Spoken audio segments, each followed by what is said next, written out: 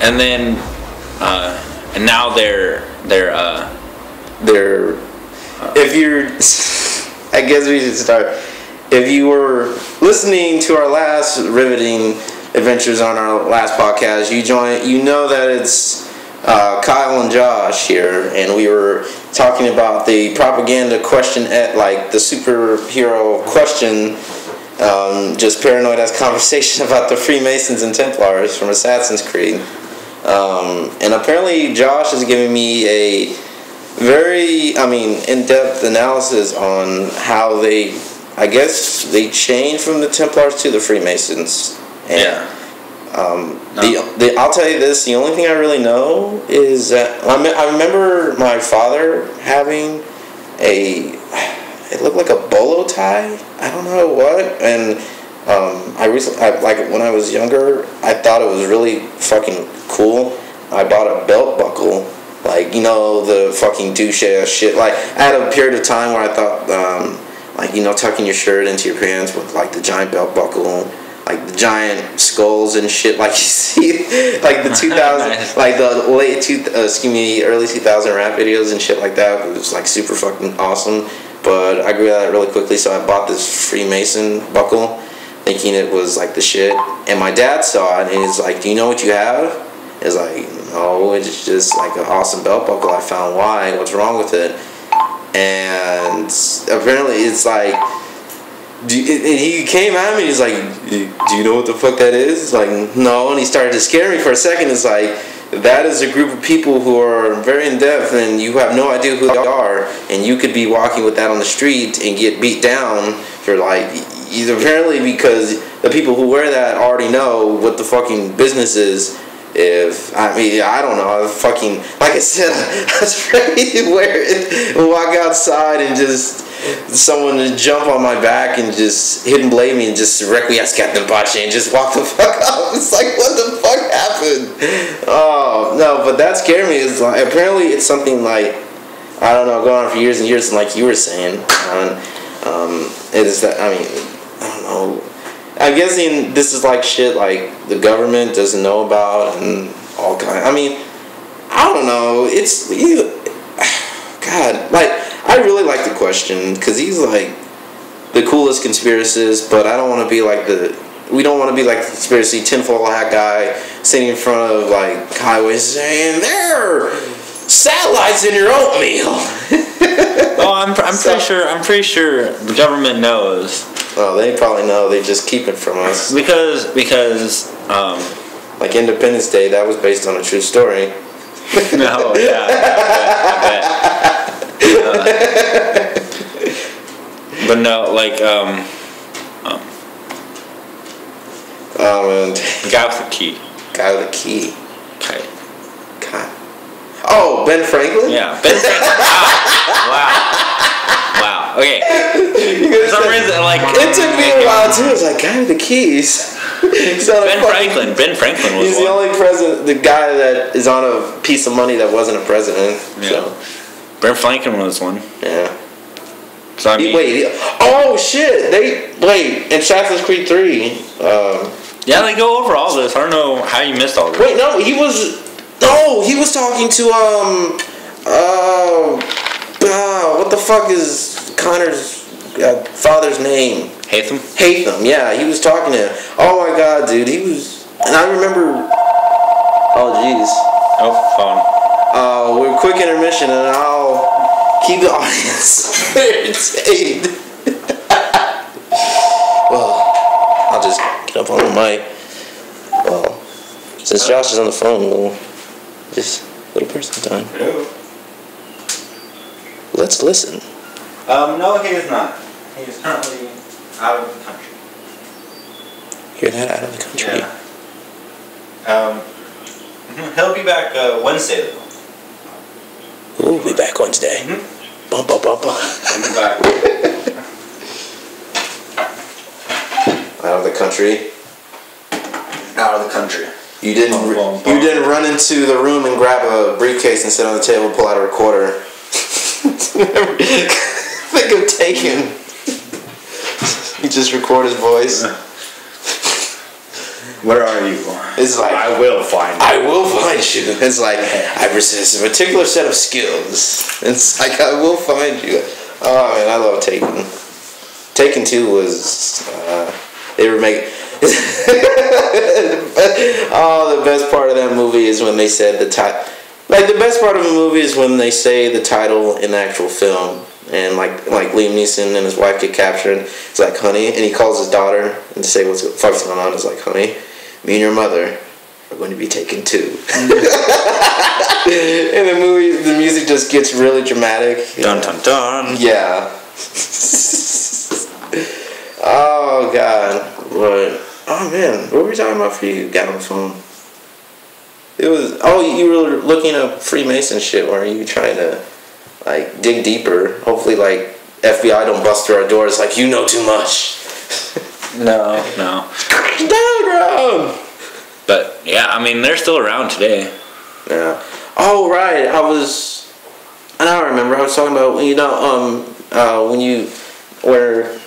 you hate them, you can talk to Ben Franklin. Dude, you find out Ben Franklin is fucking like an OG, man. He's like talking about like having multiple partners is like women are like, apparently he goes into depth saying Ben Franklin goes to women like tissues, and he was like a real pimp. He's like saying he had his wife, and he said talking about stepping out on her and shit. That's like it goes like for 5 or 10 minutes, but you think it's gonna get dull. But it's like so interesting. Like, oh my God, Ben Franklin, and then he's like just talking about like looking at other men's wives and like just giving them an eye, like, hey bitch, you know what the fuck's up. Like, if he ain't satisfying you, you got Ben Franklin here. Yeah. Oh God, but that was weird. And it's like, oh yeah, it's like Ben Franklin was the Templar, and then but no, like everything, like our dollar.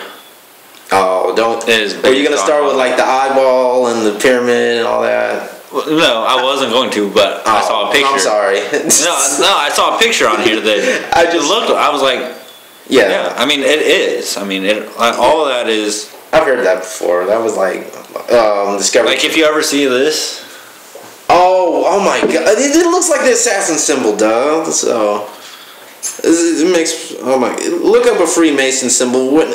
The part that's. But they're not assassins. They're Templars. The Templars, but they're Templars. I almost said Abstergo. It's just a big pinwheel sign. It's is it tricolored like yellow, red, and green? No, it's all one. Damn it! But I'm just saying, they're all one thing, and it's all real. All real. No. So lock your doors. Hide your kids. Oh my gosh!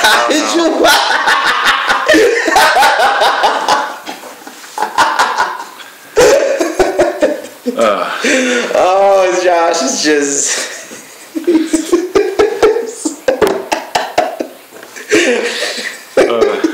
You okay? Okay. Give me. Oh, alright. I'll take this seriously now. Kyle's losing it. He's losing it. Just think of that guy. Oh. You can put that in context of anything. Just anything bad. Just hide your kids. Hide your wife.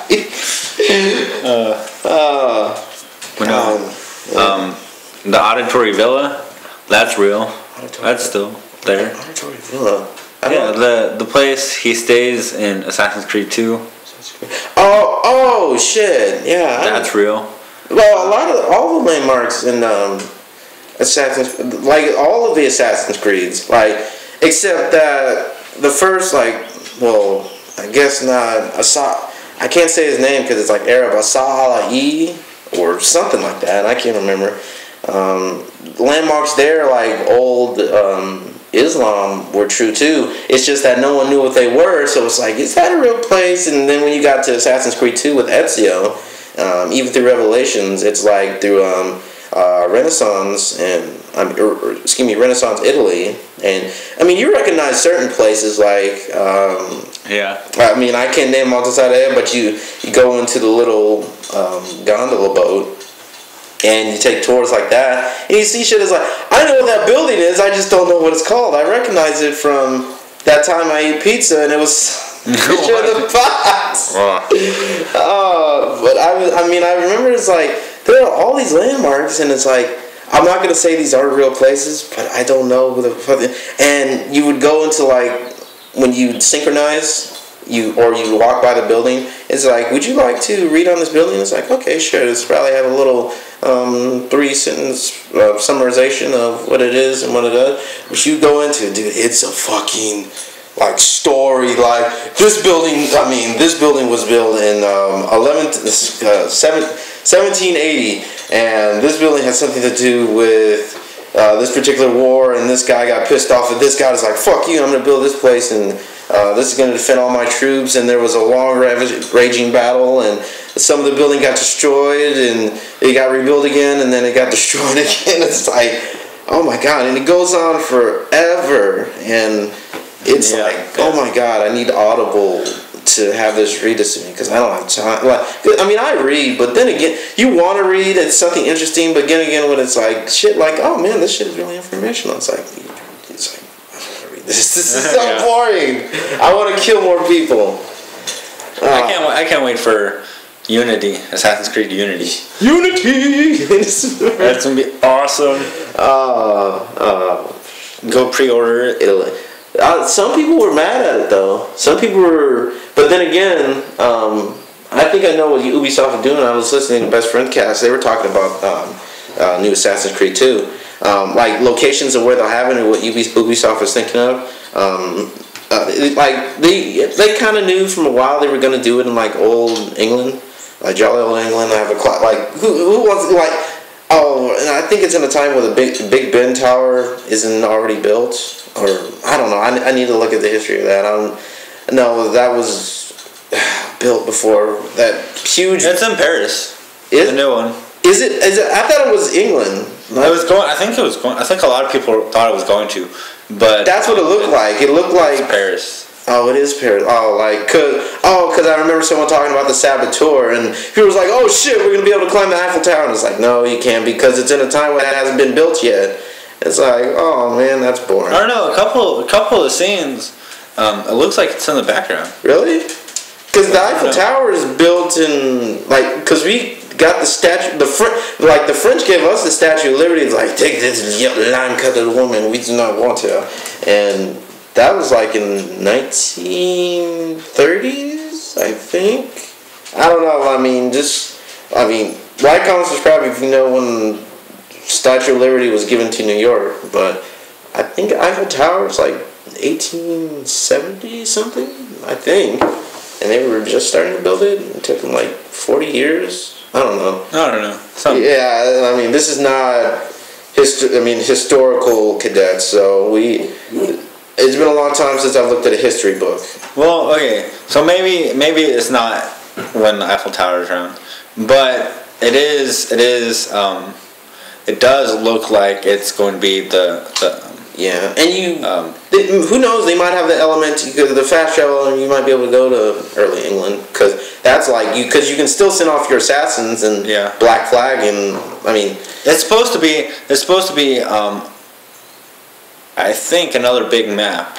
Oh, like bigger. I don't know if it's going to be as big as Black Flag. No, I'll say this though: if they take away, well. Here's the thing about Paris. People are happy, but people are sad at the same time because Black Flag was so fucking awesome because it bettered on so many elements that Assassin's Creed 3 got wrong.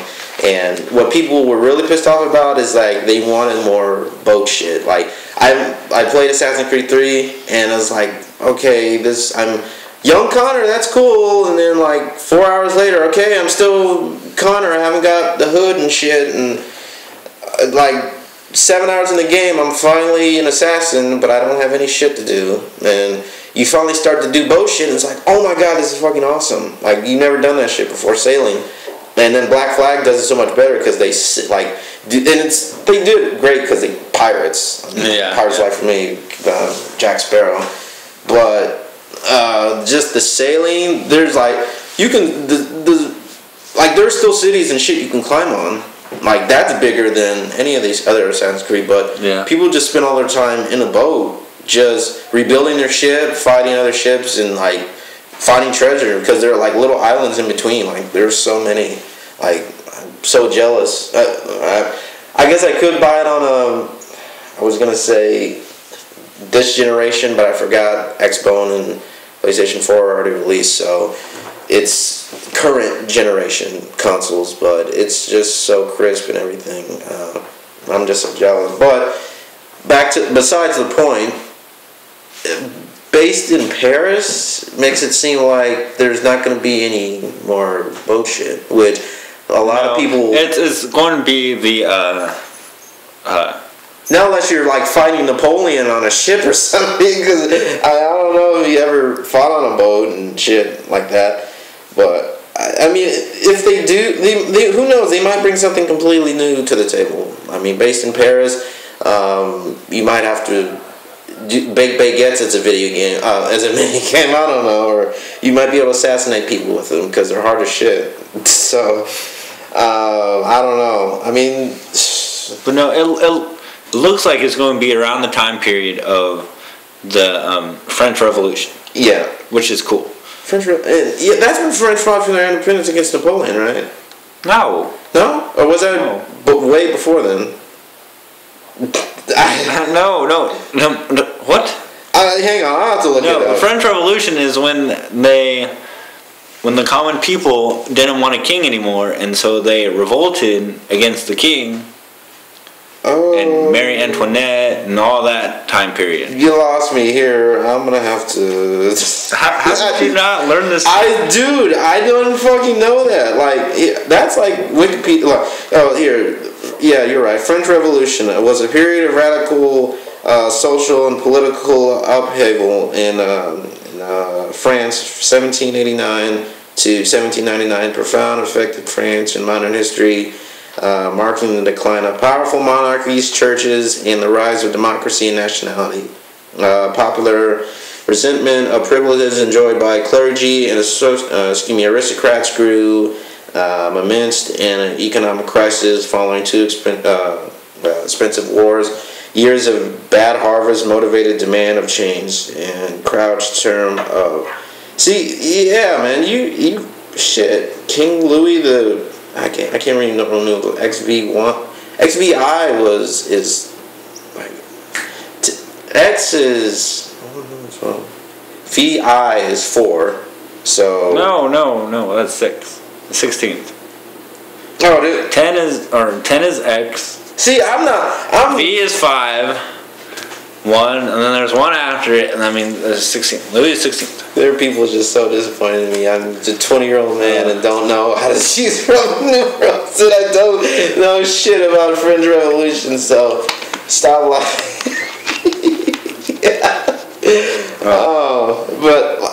You were, absolutely right, because like the first thing to come up typing French Revolution, Assassin's Creed Unity gets first trailer set in Paris during French Revolution. So it's like, oh shit, you're an idiot. And they're kind of bringing back it looks like from everything, they're bringing back the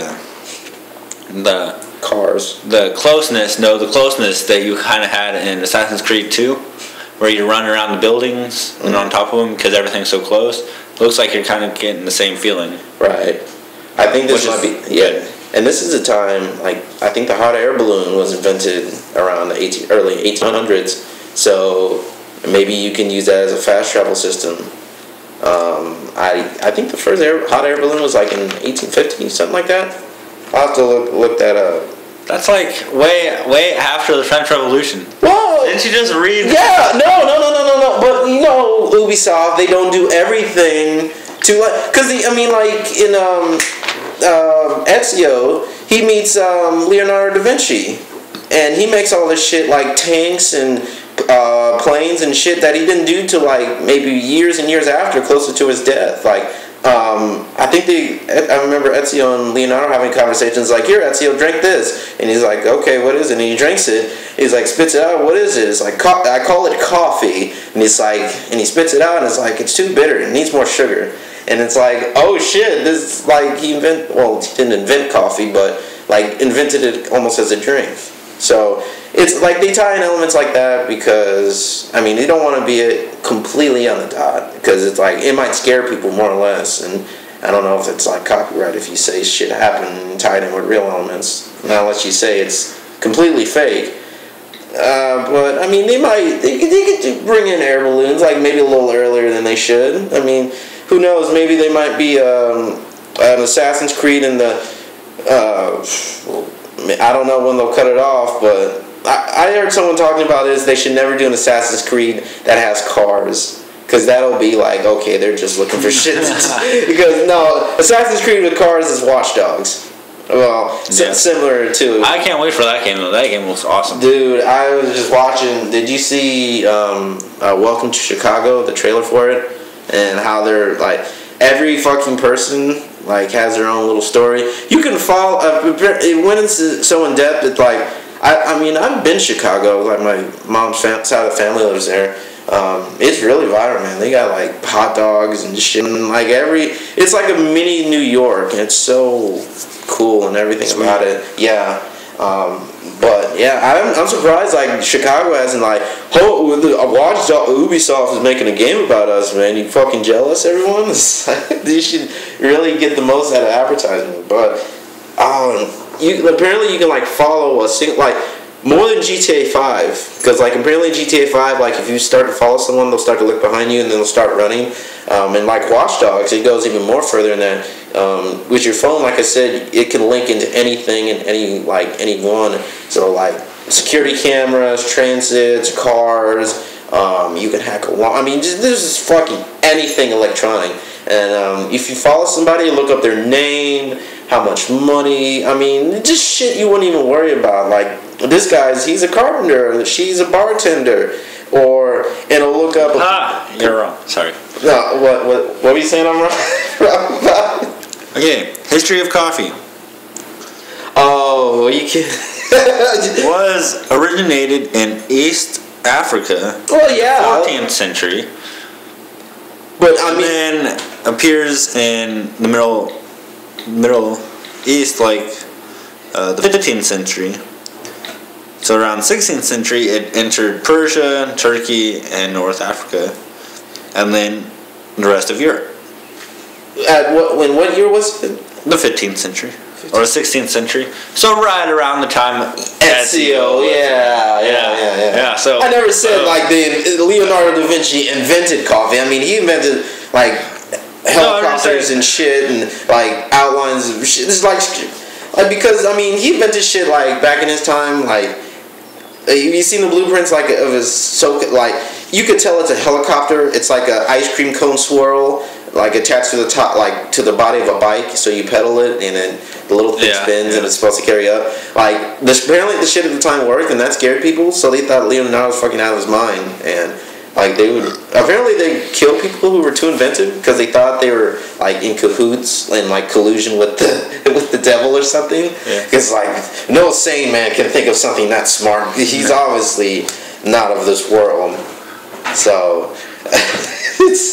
I'm just saying you were saying that he introduced the coffee because you don't see like Ezio's not walking down the street, you don't see like him style like one frappuccino please, and it's like he takes that for a break and regains health or something stupid. That'd be cool.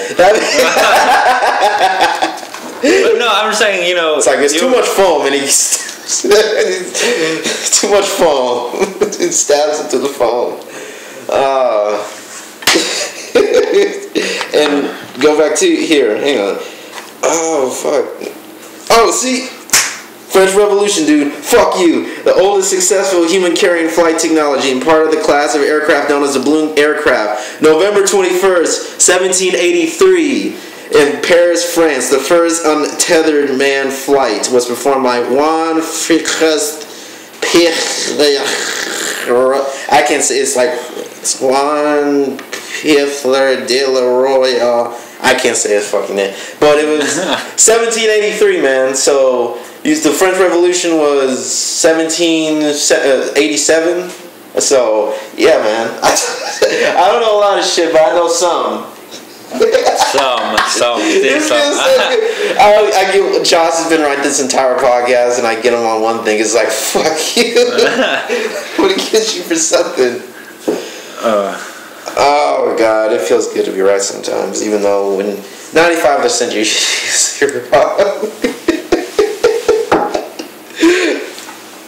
Oh, this has been a podcast mostly on just conspiracy theories, Templars, and old French inventions, and Leonardo da Vinci.